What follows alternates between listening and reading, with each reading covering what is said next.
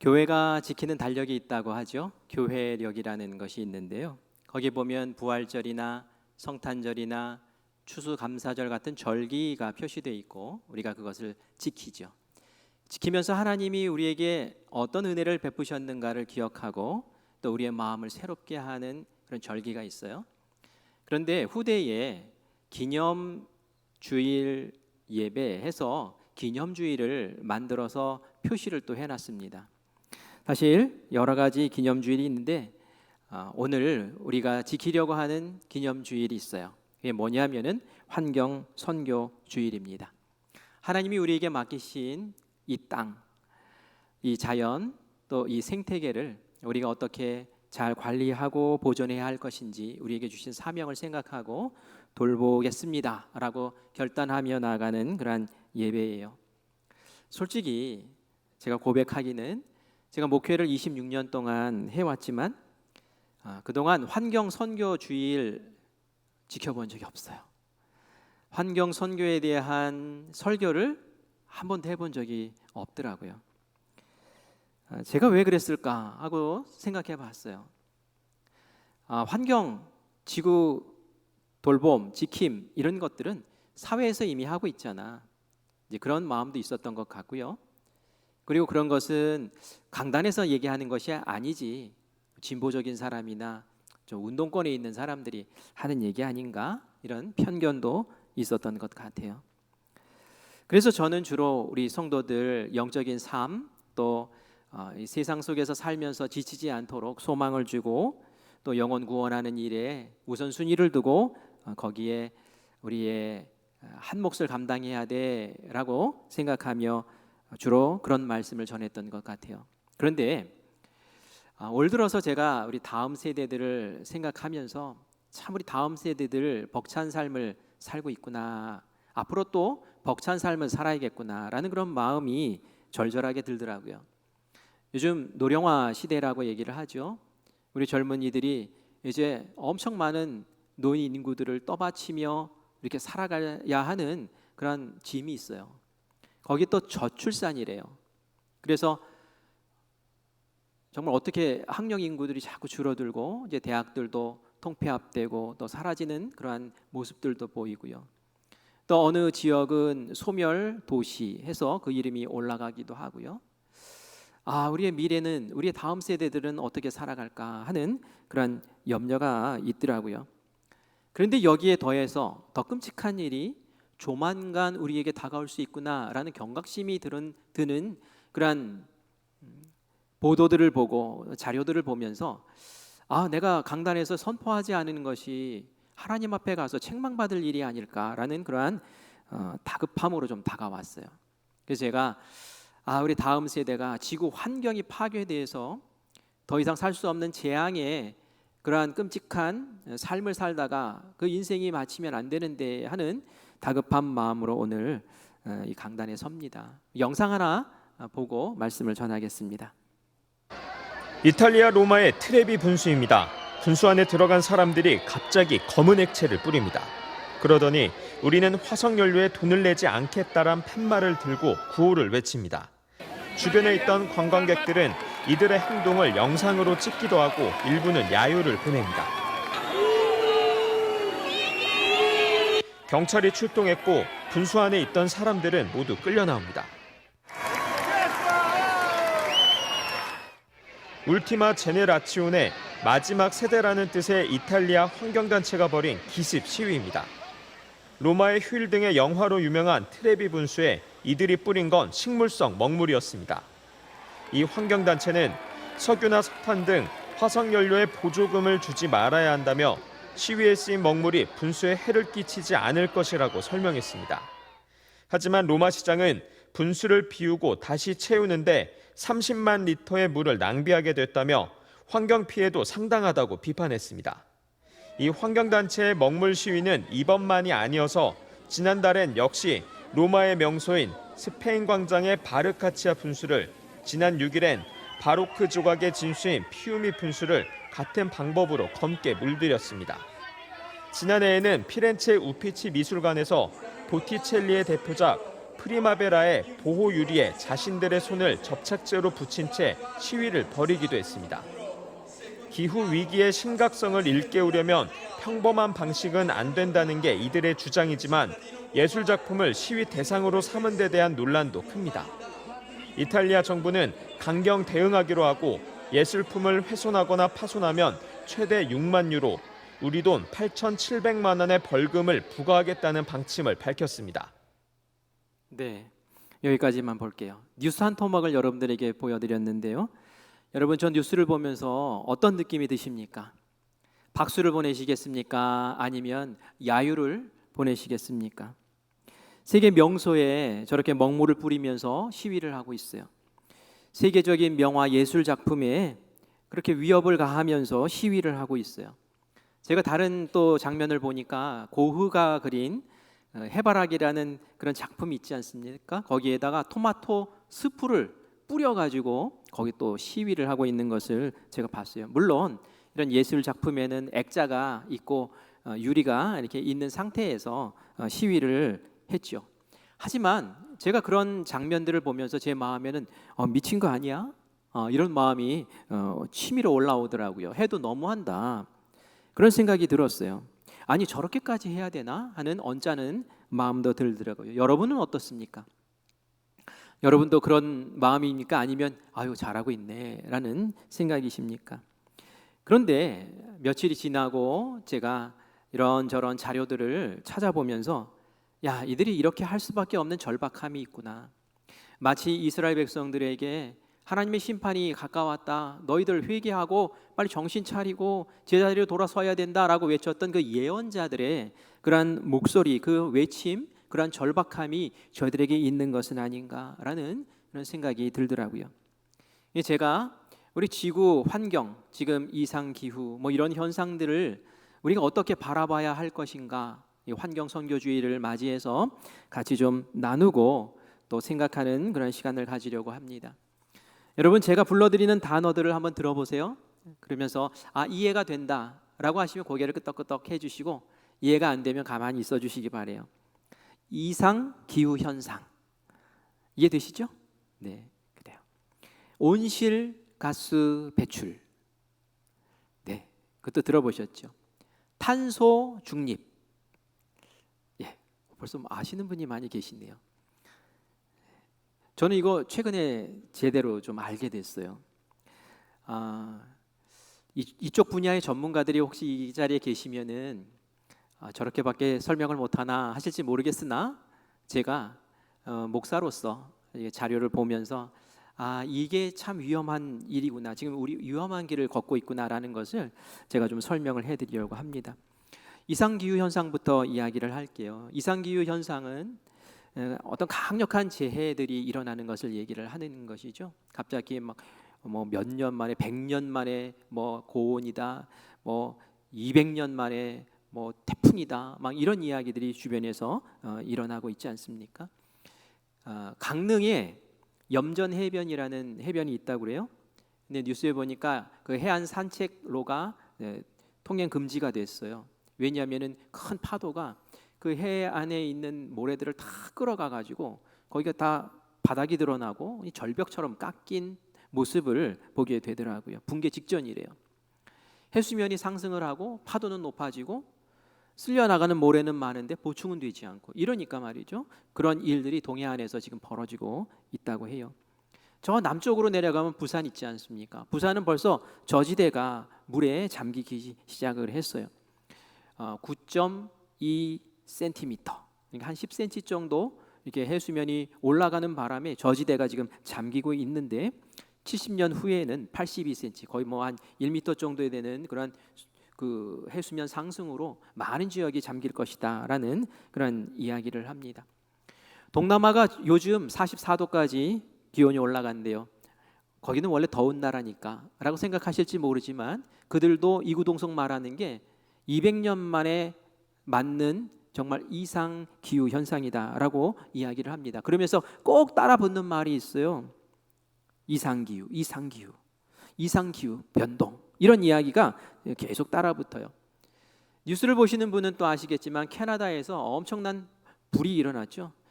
끌 수가 없는 거예요. 그리고 그 연기가 미국으로 넘어오고 유럽까지 넘어가서 그게 굉장한 지금 문제거리가 된다라고 이야기를 합니다. 그런데 거기도 꼭 뉴스 말미에 뭐라고 얘기하냐면 이상기후 현상이라는 거예요. 그 큰 산불이 이상기후 현상의 어떤 결과물이라는 이야기를 합니다. 이런 이상기후 현상은 도대체 그럼 왜 일어나는 걸까요? 그것은 말이죠, 지구가 따뜻해지고 있기 때문에, 지구 온난화 때문에 그런 거예요. 이 지구 온난화가 생태의 질서를 파괴하고, 이 파괴된 질서 때문에 이전에 겪어보지 못했던 이상한 재해들이 자꾸 우리에게 다가오는 것이죠. 이것을 인식한 것이 얼마 되지 않습니다.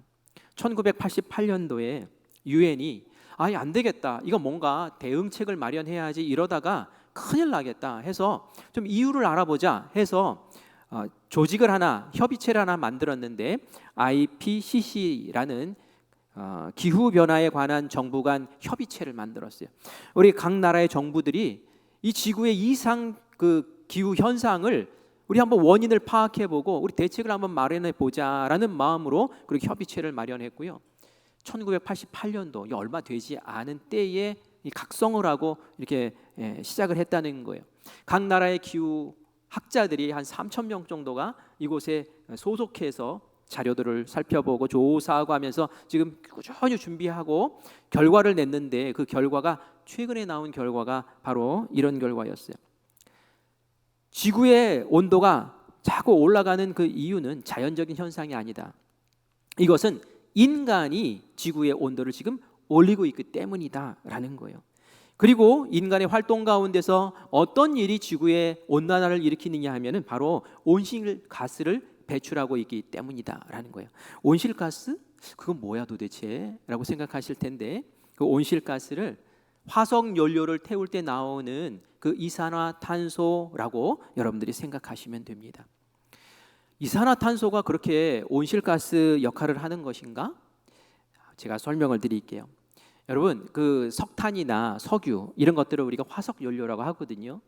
왜 화석 연료라고 하느냐면 화석은 땅에 묻혀 있는 거잖아요.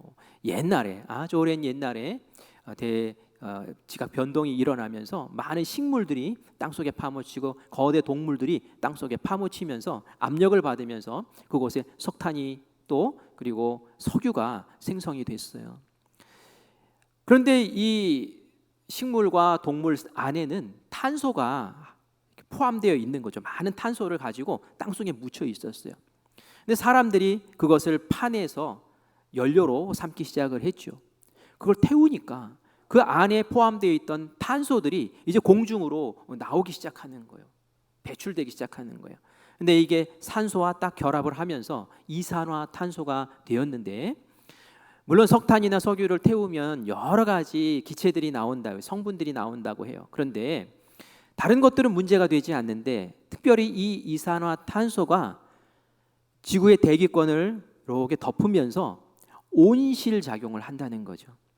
다른 가스는 하루가 지나면 사라지고 일주일이 지나면 사라져 버린대요. 그래서 영향을 그렇게 미치지 않는데요. 그런데 이 이산화탄소는 천년이 가도록 사라지질 않는다는 거예요. 그러니까 처음에 요만큼 쌓였다가 시간이 지나면서 점점 누적되면서 많은 양의 이산화탄소가 한 층을 이루면서 태양에서 태양광이 우리 지구를 내려왔을 때에 열이 날 거 아니에요? 그리고 나서 다시 지각에 부딪혀서 다시 반사가 돼서 우주로 나가야 되는데, 그 열도 함께 나가야 되는데 그게 나가다가 딱 걸리는 거예요. 이 이산화탄소 층에. 그래서 온실 효과가 나는 거죠. 그래서 여러분은 온실에 들어가면 따뜻하잖아요. 그 온실이 왜 따뜻합니까? 비닐 한 장 때문에 따뜻한 거예요. 비닐 한 장 때문에. 그죠? 그 걷어내면 금방 기온이 변화됩니다. 이 이산화탄소 층이 꽉 채워져 있어가지고 지금 계속 지구의 온도는 서서히 지금 올라가고 있다라는 거죠. 이것이 작은 변화이지만 큰 기후 이상 현상을 일으키고 지금 우리가 그것을 재앙으로 맞고 있는데요. 이러한 일들이 앞으로 계속 일어나고 더 많이 일어날 것이다 라는 이야기를 지금 하고 있습니다. 지구 온도가 도대체 얼마나 올랐기에? 여러분 얼마나 올랐을까요? 1.1도 올랐대요. 그러면 우리 마음에 에게 1.1도 가지고 아니 나도 감기 걸리면은 1, 2도 올라가는 거는 아무것도 아닌데 겨우 1도 올랐다고 그러나? 라고 생각할 수 있지만 이 1도가 지금 그 오른 것이 지금 이렇게 기상의 변화를 일으키고 어마어마한 홍수와 재난과 가뭄을 우리에게 일으키고 많은 산불을 일으키는 그런 재앙의 요소가 되고 있다라는 거예요. 그러니까 이 1도 이상으로 올라가면 2도 되고 3도 되면 말이죠. 이제 인류가 종말을 맞이한다라는 이야기까지 지금 나오고 있는 상태예요. 이 1도가 올랐습니다라고 얘기할 때 그 기준이 있겠죠. 이전에는 이랬는데 지금은 1도가 올랐습니다라고 하니까 그 기준선이 도대체 뭘까요? 이 기준은 18세기 산업혁명을 얘기합니다. 18세기 산업혁명이 영국에서 일어났는데 그 전에는 산업혁명 전에는 가내수공업이라고 해서 집에서 일일이 사람들이 손으로 해서 뭔가를 만들었어요. 그래서 상품을 만들어서 그걸 팔고 그렇게 살았죠. 그러다가 기계가 발명이 되고 그리고 전기 동력을 이용을 하면서 이제는 공장 체계로 바뀌는 거예요. 그래서 많은 생산물들을 막 찍어내는 거예요. 풍요로워졌어요. 그런데 그 석탄 연료를 사용하면서 석탄을 떼면서 증기를 발생시키고 그 증기로 기계를 돌려가면서 이거 많은 석탄 에너지 또 그리고 그 석유 에너지를 쓰게 된 거죠. 그러면서 이산화탄소가 계속 그 배출되어 왔던 것이죠. 지금은 그 배출하는 속도가 얼마나 빠른지 사실은 이 지구의 자연적으로 온도가 아주 조금씩 올라가는 게 맞대요. 그런데 그게 1도가 올라가는데 1000년이 걸린대요. 그런데 지금은 산업혁명 이후에 한 200~300년 지났는데 바로 1도가 1000년에 이루어질 일이 그냥 10배나 빨리 이루어졌다는 거죠. 그리고 앞으로 이런 속도는 더 빨라질 거라는 거예요. 우리가 대비하지 않으면 금방 또 올라갈 것이고 금방 우리에게 어마어마한 파괴적인 일이 벌어질 거다라는 그런 이야기를 하고 있습니다. 이산화탄소가 나쁜 거냐? 나쁜 건 아니에요. 왜냐하면은 이산화탄소 층이 없으면은 그것이 없으면은 이 지구는 점점 식어가고 빙하의 시대가 도래하게 될 거기 때문에 필요해요. 그런데 너무 많이 있다는 것이 지금 문제라는 것이죠. 제가 이 이야기들을 쭉 살펴보면서 우리가 주목해야 될 부분이 있구나라는 생각이 들었습니다. 뭐냐면은 그 주범이 누구냐는 거예요. 이산화탄소가 주범이죠. 하지만 그 이산화탄소를 만든 사람이 누굽니까? 그 주범 바로 인간이라는 얘기예요. 인간. 문제의 책임이 우리에게 있다는 겁니다. 그리고 우리 기독교인들도 이것에 대해서 우리는 자유야, 우리는 문제 없어 라고 이야기할 수가 없는 거죠. 왜냐하면 하나님은 우리에게 이 세상을 잘 다스리라는 말씀을 주셨기 때문에 그렇습니다. 우리에게 사명을 맡기셨기 때문에 그렇습니다. 우리가 오늘 읽은 창세기 1장 말씀은 하나님이 천지를 만드시고 또 세상 만물을 조성하시고 동식물을 만드시고 또 지구의 환경을 조성하시고 또 식물과 동물을 만드시고 마지막에 인간을 만드신 이야기가 창세기에 담겨 있죠. 그런데 사람을 만들 때는 좀 특별하게 만드신 것을 우리가 26절에서 보게 됩니다.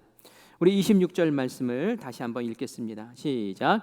하나님이 이르시되 우리의 형상을 따라 우리의 모양대로 우리가 사람을 만들고 그들로 바다의 물고기와 하늘의 새와 가축과 온 땅과 땅에 기는 모든 것을 다스리게 하자 하시고. 아멘.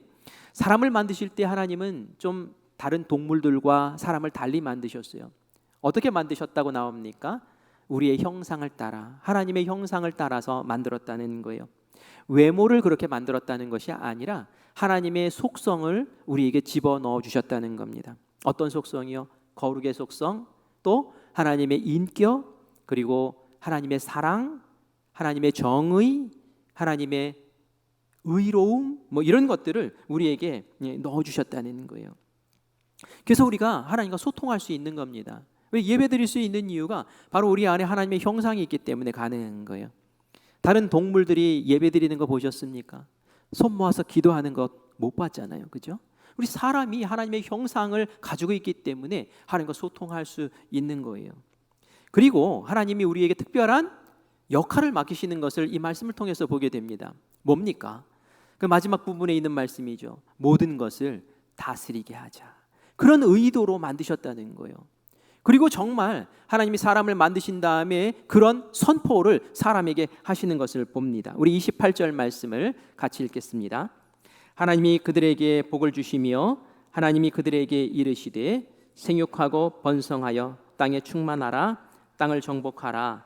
바다의 물고기와 하늘의 새와 땅에 움직이는 모든 생물을 다스리라 하시니라. 아멘. 아멘. 다른 동물들에게도 똑같이 사람들에게 주신 그러한 공통의 축복이 있었습니다. 그건 무엇이냐면은 동물들도 그렇고 사람들도 그렇고 생육하고 번성하고 그래서 땅에 충만해라. 동일하게 주신 복이에요. 그런데 사람에게는 또 특별한 명령을 하십니다. 아까 사람을 만들 때 다스리게 하자. 이 목적으로 사람을 만들었다고 우리가 말씀에서 보았잖아요. 그 이야기를 정말 선포하십니다. 땅을 정복해라. 그 모든 생물을 다스려라 라고 그렇게 사람에게만 주시는 사명과 역할이 있었습니다. 그래서 우리가 모든 피조물들 가운데 제일 꼭대기에서 정말 이 세상을 다스리며 동물보다 훨씬 우월한 자리에서 이 세상을 살아가고 있지 않겠습니까? 말씀대로 된 거예요. 그런데 말이죠, 우리가 이 정복하라, 다스리라 라는 말씀을 잘 해석하고 잘 이해해야 돼요. 어떤 사람은 이 다스리라, 정복하라는 말씀을 잘못 이해해서 마치 폭정을 하고 독재를 하고 그런 식으로 다스려도 되고, 또 착취하고 짓밟고 이런 식으로 정복해도 되고, 이런 난폭한 의미로 이 단어를 이해하고 정말 그렇게 하려고 하는 사람들이 많이 있기 때문에 그렇습니다. 그렇지 않죠. 그렇게 이해하면 안 돼요. 다스려라, 정복하라, 이 이야기는 지구와 이 생명처럼 채를 자신의 것처럼 마음껏 그냥 막 누리면서 짓밟으면서 살라는 뜻이 아니라 하나님이 만드신 하나님의 작품이고 하나님의 기운이 담겨 있는 하나님의 피조물이기 때문에 우리에게 하나님이 위탁하신 하나님의 소중한 것들을 하나님의 마음으로, 하나님의 방법으로, 하나님의 뜻대로 그렇게 관리하고 유지하는 것이 우리에게 주신 사명이다라는 것을 알아야 되는 거죠. 물론 땅 안에 여러 가지 광물들과 자원들이 있죠. 이것들 어떻게 해야 됩니까? 우리가 유익하게 잘 개발해서 사용해야 되는 것이지, 이것을 낭비하거나 이것이 너무 무모하게 개발돼서 사람의 그 지구 환경을 더럽히고 오염시키는 일로 그렇게 나아가면은 하나님의 뜻을 어기는 것이 된다라는 것을 우리가 기억해야 합니다. 하나님이 이 세상을 창조하실 때 차례차례 창조하셨어요. 하나님도 생각하시면서 창조하셨어요. 그리고 하나님이 창조하실 때마다 좋다, 좋았다라고 이렇게 말씀하셨다고 합니다. 그것은 뭡니까? 하나님 창조하신 세상이 너무 질서가 정연하고 또 완벽하기 때문에 이대로만 잘 운영하면은 정말 하나님이 이 안에서 사는 모든 피조물이 행복하겠구나라는 그러한 담보를 해주셨다는 거예요. 근데 지금 어떻습니까? 우리가 다스리고 있는 이 세상, 우리가 끌고 나가고 있는 이 세상이 하나님의 마음에 흡족한 모습으로 돌아가고 있는가라는 거예요. 그렇지 않다는 것이 문제죠. 우리 에덴 동산에 아담과 하와가 처음 살 때는 에덴 동산이 참 행복했어요. 아담과 하와도 너무 잘 다스렸습니다. 그런데 이 평화가 오래가지 않고 깨지게 되지요. 왜 깨졌을까요? 탐욕이라는 죄가 끼어들었을 때 이 질서가 깨어집니다. 마귀가 아담과 하와를 미혹하죠. 야, 너희들 이 선악을 알게 하는 과실을 먹으면 눈도 밝아질 것이고 선악도 분별하게 될 것이고 그리고 너희들 하나님처럼 돼. 이 이야기를 듣는 순간 마음이 울컥합니다. 그래? 내가 하나님의 명령을 받고 청지기처럼 그렇게 일하는 위치가 아니라 하나님처럼 될 수 있어? 내가 주인처럼 행사할 수 있어? 그렇다면 내가 그 일을 하지 라고 결심하고 하나님이 하지 말라는 그 일을 저지르게 되지요. 이게 문제가 된 거예요. 탐욕이 그 마음 가운데 자리하였을 때에 하나님께서는 더 이상 안 되겠다 하고 에덴 동산에서 저희들을 쫓아내고 그들에게 질병이 생기고 죽음이 찾아오고 저주를 받게 되죠. 땀 흘리지 않으면 먹을 수 없는 그런 상황으로 곤두박질 치게 되고요. 그리고 하나님이 사람만 그렇게 저주하신 것이 아니라 땅을 저주래요. 땅에서 가시가 돋아나고 엉겅퀴가 돋아나고, 그러면서 그것을 제거하면서 땀 흘리지 않으면 먹을 수 없는 상황으로 하나님이 만들어 버리셔요. 짐승들은 무슨 죄가 있습니까? 괜히 사람이 잘못을 저질러서 짐승들도 그 저주받은 땅 위에서 서로 잡아먹으면서 생존 경쟁을 펼쳐야 되는 그런 끔찍한 그런 삶을 살 수밖에 없게 되는 것을 보죠. 이렇게 인간의 탐욕이 작용할 때에 하나님의 질서가 붕괴되고, 그리고 우리에게 어려움이 찾아오는 것을 봅니다. 이 지구의 환경이 왜 무너졌습니까? 아까도 제가 산업혁명 이야기를 했지만 그 산업혁명을 통해서 사람의 탐심이 작용하기 시작한 거예요. 이렇게 하니까 많은 생산물이 생기네? 이렇게 하니까 우리에게 많은 부가 주어지네? 그 모습을 주변국이 보더니 우리도 좀 저렇게 하자. 다 공장을 만들고 다 산업화시키고 다 그냥 그 화석연료들을 막 열심히 떼어대고 이러면서 말이죠. 그렇게 사는 거예요. 풍요라는 것이 좋은 거죠. 그런데 우리가 자꾸 풍요로워지는데 왜 지구촌 한 곳에서는 그렇게 굶어 죽는 사람들이 많이 있는 걸까요? 요즘은 농업도 기계화돼서 아주 대량으로 생산을 하지 않습니까? 사실 학자들의 통계를 보면은 우리 지구에서 생산되는 그 농산물이면은 지구의 모든 사람들이 풍족하게 먹고도 남는 양이라고 해요. 그런데 왜 지구 한편에서는 아프리카에서는 그렇게 굶어 죽을까요? 그것은 거대 곡물 도매상들이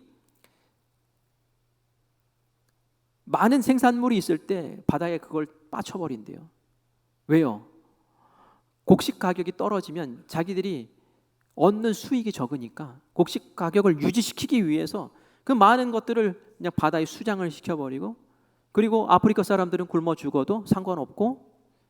이게 뭡니까? 이게 인간의 탐욕이라는 거예요.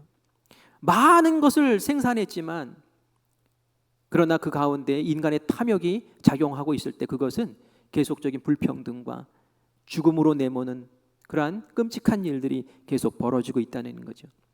브라질에 가면 아마존 밀림이라는 것을 여러분들 보게 되죠. 울창한 밀림이 있는데 거기를 막 잘라내고 나무를 잘라내고 불을 지르고 해가지고 그곳에 개발을 하고 또 농사를 짓고 하는 그런 일들이 벌어지더라고요.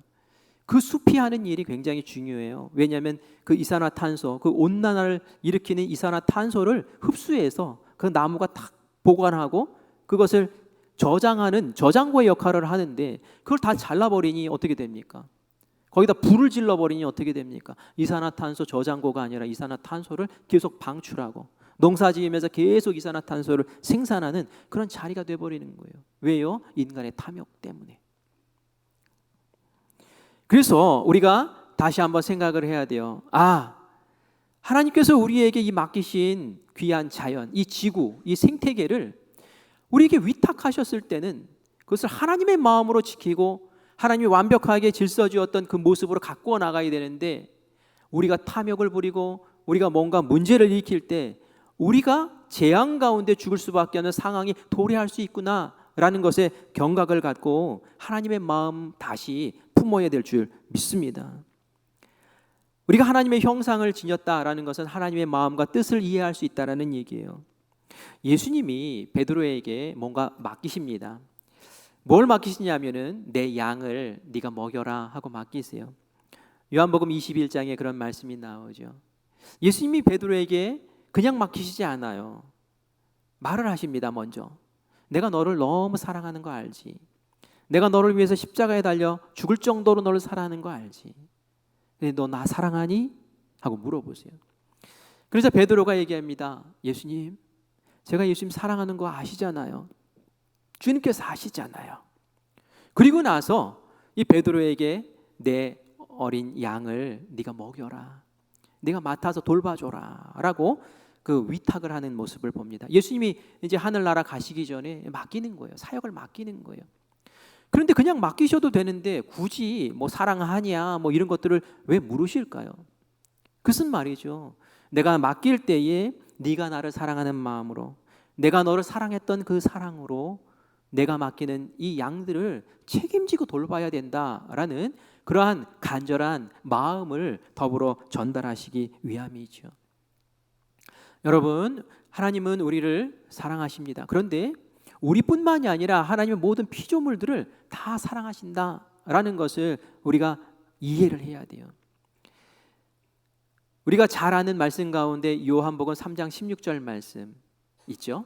하나님이 세상을 이처럼 사랑하사 독생자를 주셨으니 이는 저를 믿는 자마다 멸망하지 않고 영생을 얻겠다고 이렇게 말씀을 하셨어요.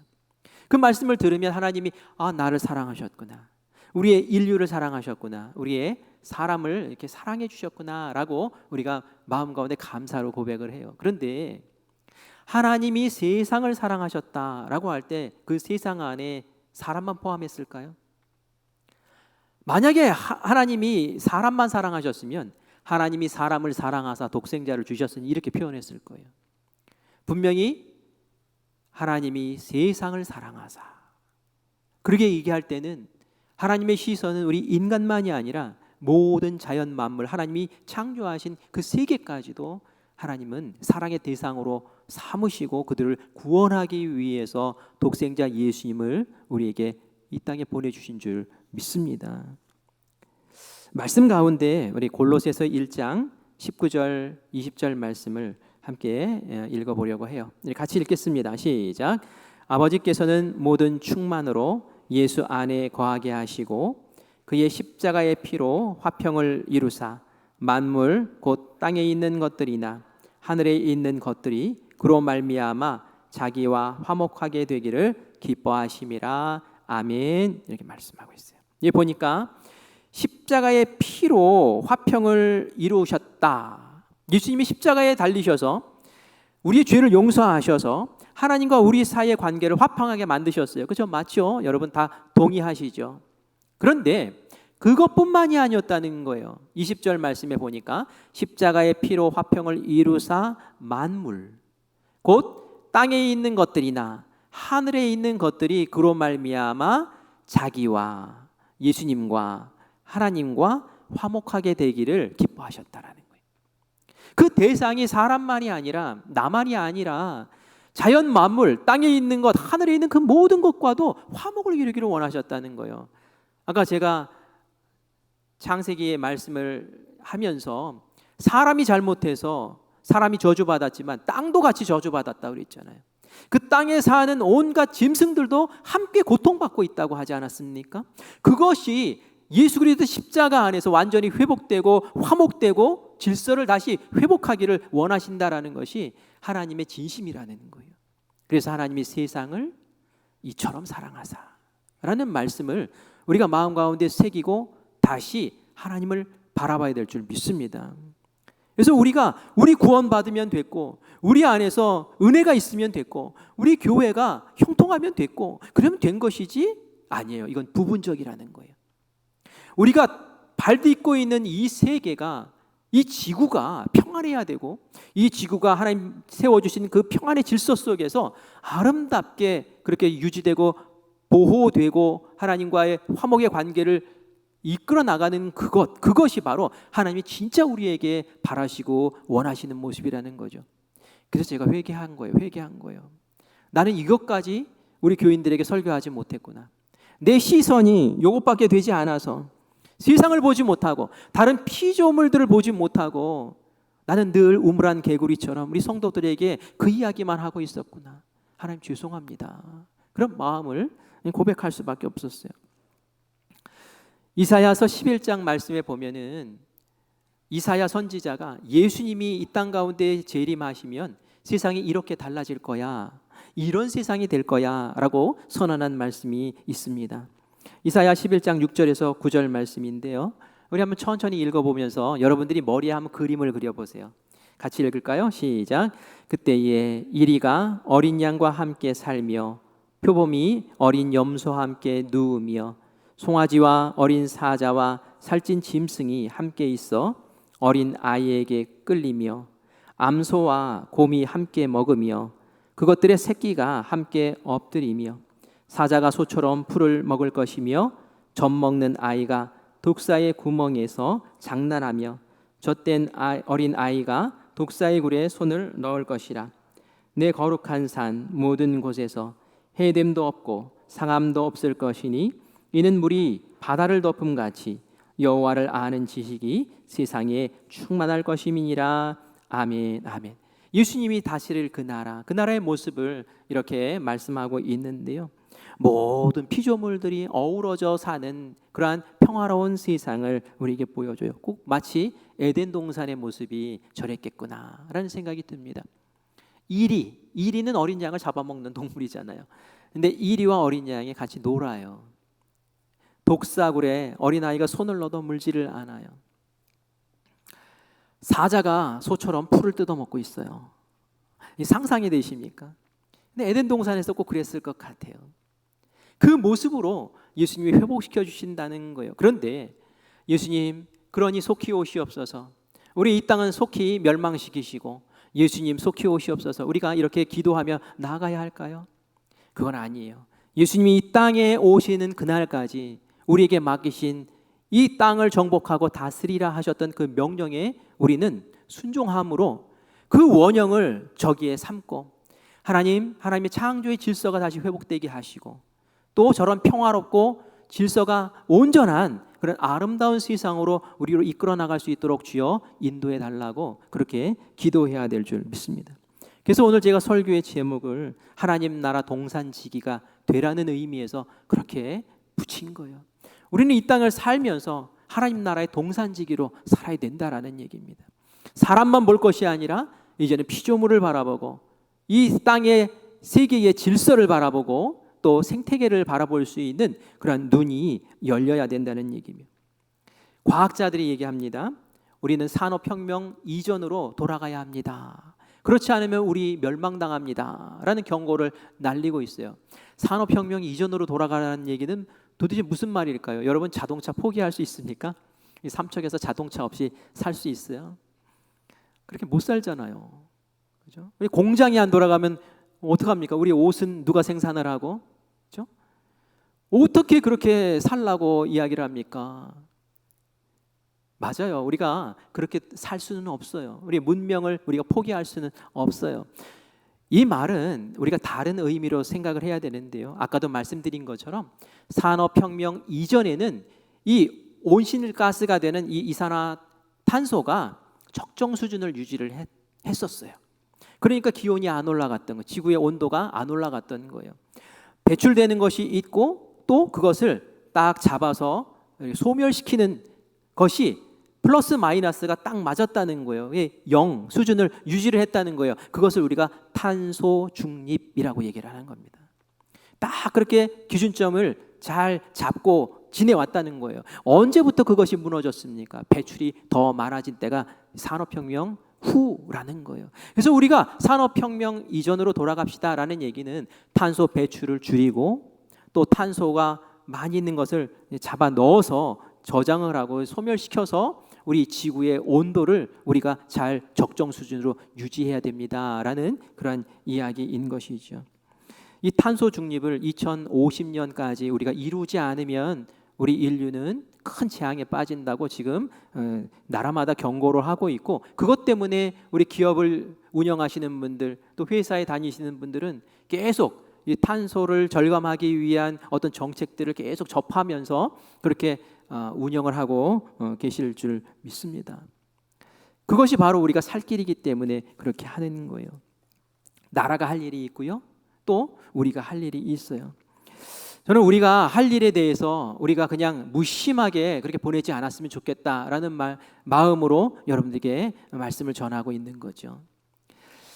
제가 이전에도 그래도 좀 아껴 쓰려고 애는 쓰고 있어요. 제가 목양실에서 있을 때 전기 불을 다 켜면은 너무 많은 불이 들어오니까 될 수 있으면은 이제 제 자리에 있는 데만 이렇게 켜고 그렇게 지내려고 해요. 그래서 들어오시는 분들, 목사님 왜 이렇게 어둡게 지내세요? 이런 얘기 하시기도 하더라고요. 될 수 있으면은 에어컨 안 켜고 선풍기만 틀고 좀 버텨보려고 여름에도 애를 쓰기도 합니다. 이면지 사용하려고 또 애쓰기도 해요. 방송실에 이렇게 설교 원고를 넘기면서 이면지에 복사해서 이렇게 주기도 합니다. 그런데 말이죠, 또 이런저런 실천하는 것들, 이런 가운데 제가 정말 이 지구를 안타깝게 여기면서 이 청지기의 마음으로 하지는 않았던 것 같아요. 이게 분리배출하지 않으면은 벌금 내야 되니까, 이런 거 있잖아요. 이 법이니까, 지켜야 되니까, 안 그러면은 혼나니까, 이런 마음. 근데 저는 오늘 말씀을 들으면서 우리 성도님들 마음에도 그런 마음이 있었으면 좋겠어요. 야, 내가 이걸 지키고 자연의 환경을 유지하고 이 온난화에서 우리가 더 휩쓸리지 않도록 이 지키는 것은 하나님 나에게 주신 사명이야. 그리고 내 후손들과 내 후대를 지켜나갈 수 있는 최고의 선물이고 나의 노력이야 라는 그런 애틋한 마음이 우리 가운데 있기를 바라요. 돈이 아까워서 내가 지켜야지, 물론 돈이 아까워서 지키는 것도 있겠으나 그것을 넘어서자는 거예요. 세상 사람들은 어떤 생각을 가지고 우리 환경을 보호합시다라고 말할지 모르지만 우리는 하나님이 주신 창세기의 말씀이 있잖아요. 골로새서의 말씀이 있잖아요. 하나님께서는 이 모든 만물들이 하나님의 그 질서 안에서 돌봄받기를 원하고 그 돌봄의 주체가 바로 난데 내가 주인의 의식으로 살피고 돌보고 가꿔야 되지 않겠느냐? 라는 그러한 마음으로 다시 일어서기를 바랍니다. 국가에서는 여러 정책들을 시행하고 있습니다. 친환경 에너지를 개발하려고 애쓰고 있어요. 배출된 가스를 어떻게 잡을까? 그것도 고민하고 있어요. 공장을 어떻게 운영할까? 관련 법들을 집행하고 있어요. 우리는 개인적으로 또 해야 될 일이 있어요. 그것을 우리가 교회에서 그리고 여러분 가정에서 자녀들을 생각하면서 꼭 실천하기를 간절히 바랍니다. 우리가 그런 일을 실천해야지 시간을 벌어줄 수 있는 거예요. 이 이산화탄소를 제거할 수 있는 방법을 마련할 때까지 우리가 시간을 벌어줘야 돼요. 그 실천 방법을 제가 몇 가지 정리해서 여러분들에게 소개할 텐데요. 우리 이것을 보면서 같이 마음을 좀 정리합시다. 동산지기 실천 방법 이미 여러분들 다 아시는 거예요. 음식물 남기지 않기. 음식물 남기지 않으면 이산화탄소가 줄어듭니까? 맞아요, 줄어들어요. 음식물을 쓰레기 처리할 때 그걸 말려서 열로 말리고 그리고 불로 태웁니다. 거기서 또 어마어마한 이산화탄소가 발생을 한다는 거예요. 전기 사용 줄이기. 이 전기를 생산하는 그 원동력이 뭡니까? 그 석탄 떼고 이러는 거죠. 물론 석탄 말고 뭐 풍력이나 조력이나 그리고 또 가스 이런 것들을 활용을 하지만 아직도 저렴한 이 석탄 통해서 에너지들이 생산된단 말이에요. 전기 절약하셔야 돼요. 특별히 이제 에어컨을 가동시키는 철이 됐습니다. 이전에는 우리가 전기 아껴서 이게 성도들의 헌금으로 유지되는 건데 이 피 같은 헌금을 우리가 아껴야지 이렇게 낭비하면 되겠니? 라고 이렇게 이야기하면서 우리 절전하자고 그렇게 얘기했지만 이제는 그거보다 한 걸음 더 나아가야 돼요. 이렇게 하는 것이 내 자녀를 지키는 거야. 이렇게 하는 것이 내 생명을 지키는 거야. 이 생명을 살리는 마음으로 오히려 그 운동에 우리가 같이 참여해야 될 줄 믿습니다. 그냥 에어컨 다 틀어놓고 그냥 밤에 그냥 아무도 없는 자리에서 그렇게 지내다가 뭐 일주일 지나서 에어컨 틀어놨었어? 이렇게 되면은 아닌 거예요. 이건 지구를 죽이는 겁니다. 여러분 이동 수단도 한번 바꿔보시기 바래요. 우리 교회에 오실 때 여러분 걸어서 오셨습니까? 차 타고 오셨습니까? 가까운 곳에 계신 분들은 걸어서 오시면 좋을 것 같아요. 그리고 자전거도 한번 타보시고 걸어서 오시고 그러면서 내가 한번 일주해보자라는 그런 마음을 갖기를 바랍니다. 일회용품 사용하는 거 줄이는 것 여러분들 이미 실천하고 계시겠지만 시장 바구니 1,000원으로 맞는 거 여러분 들고 다니세요. 그렇죠? 그리고 여러분 텀블러 같은 거 마련을 하셨다가 일회용에 주지 말고 여기에 주세요 하고 그거 내밀고 같이 받는 것도 그것도 우리가 이 지구를 살리는 귀한 일이죠.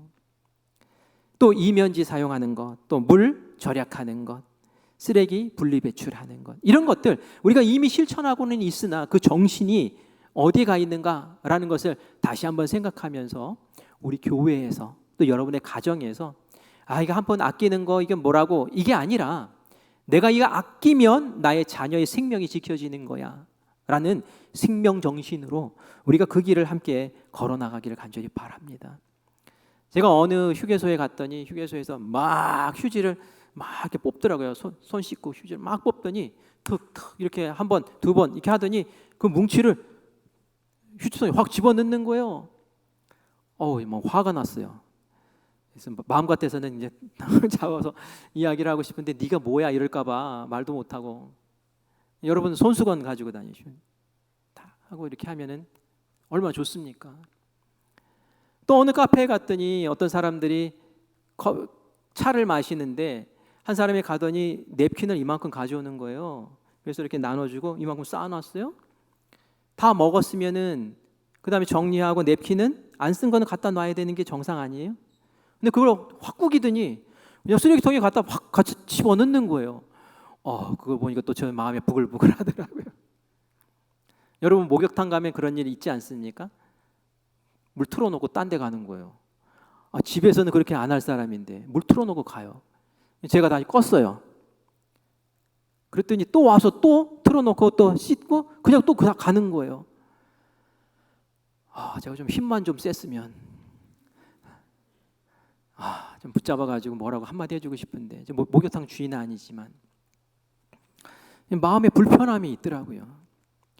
우리의 상황을 한번 둘러보세요. 우리의 형편과 나의 생활 습관을 한번 둘러보시라고요. 만약에 우리가 그런 식으로 산다면 하나님도 저게 뭐냐 그러지 않으실까 하는 생각이 들어요. 이게 너에게 준 너의 땅이고 너의 삶의 보금자리고 너의 삶의 터전이야. 네 후손들이 그곳에서 살아야 돼. 근데 어떻게 그렇게 관리를 하고 그렇게 하니? 하나님의 이런 이야기 듣는 우리가 되지 않기를 바랍니다. 잘 관리했다. 잘 관리했어. 그래서 우리 자녀들이 우리 조상들이 불편한데도 그렇게 수고하고 애써서 관리한 땅에서 우리가 이제 복되게 삽니다. 행복합니다. 라는 그러한 소리를 들을 수 있는 우리 모두가 되기를 간절히 바랍니다. 이게 바로 하나님 사랑하는 거예요. 하나님 사랑하고 이웃 사랑하는 거예요. 그리고 이것이 바로 결국은 나를 사랑하는 최고의 방법인 줄 믿습니다. 제가 환경 선교주일 오늘 처음 지켜봐요. 고민을 했어요. 따분하면 어떡하나, 지루하면 어떡하나. 근데 여러분 마음에 딱 한 가지만 새기시길 바라요. 나는 하나님 나라를 지키는 동산직이야. 내가 관리하고 내가 운영하는 사람이야. 내가 책임지는 사람이야. 내가 잘 관리해야 돼. 그 마음으로 우리에게 주어진 일상의 그 모든 환경들을 잘 지켜나가고 꾸려나가시기를 간절히 축원합니다. 우리 함께 찬양하고 기도하고 마치겠습니다. 오늘 찬양은 세상 모든 민족이라는 찬양이에요. 사실 이 찬양의 가사는 세상 모든 민족을 구원해 주세요. 그 일을 위해서 쉬지 않는 하나님 감사해요 라는 그런 내용이에요. 근데 제가 가사 한 곳을 바꿨어요. 세상 모든 육체가 주의 영광 보도록 거기를 세상 모든 만물이 라고 바꿨어요. 우리뿐만이 아니라 우리 세상의 모든 만물을 지키시고 또 회복되기를 원하시는 하나님 그 마음을 생각하면서 오늘 이 찬양을 함께 드리도록 하겠습니다.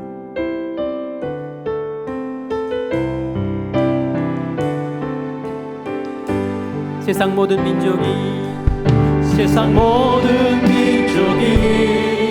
구원을 얻기까지 쉬지 않으시는 하나님, 주의 심장 가지고 우리 이제 일어나 주 따르게 하소서. 세상 모든 만물이 주의 영광 보도록 우릴 부르시는 하나님, 주의 손과 발 되어 세상을 치유하며 승성이게 하소서. 우리 바다도 끝까지 우리 바다도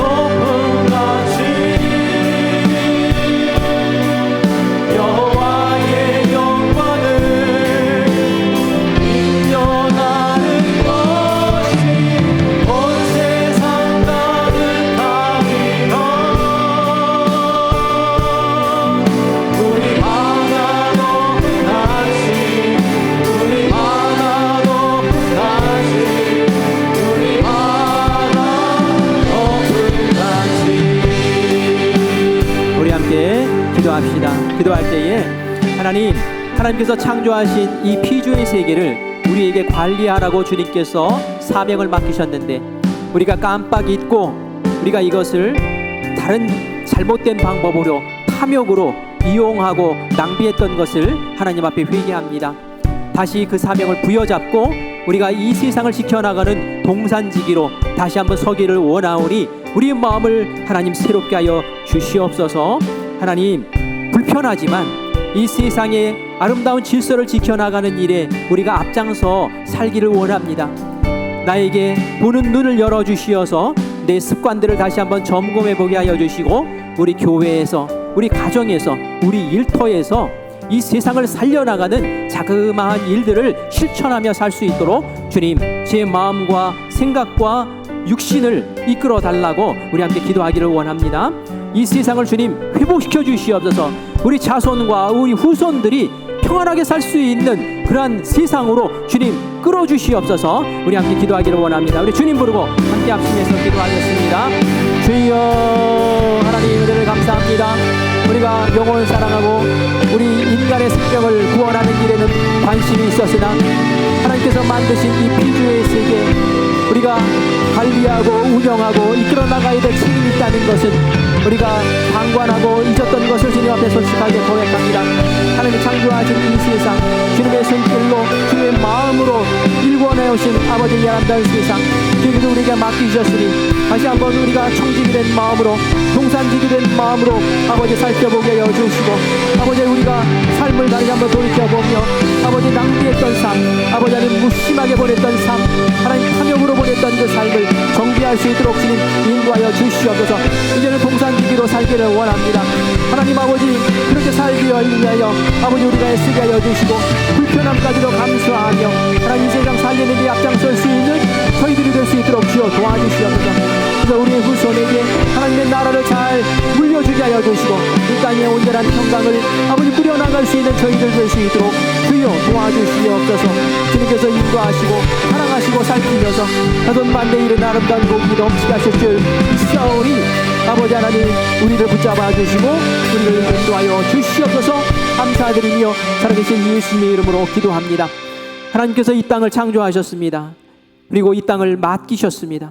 많은 피조물을 하나님의 그 거룩하고 신성한 은혜를 담아 창조하셨습니다. 그리고 그것을 우리에게 다스리라 맡기셨습니다. 맡은 자에게 하나님께서 주신 귀한 사명을 우리로 잘 감당할 수 있도록 주님 역사하여 주시옵소서.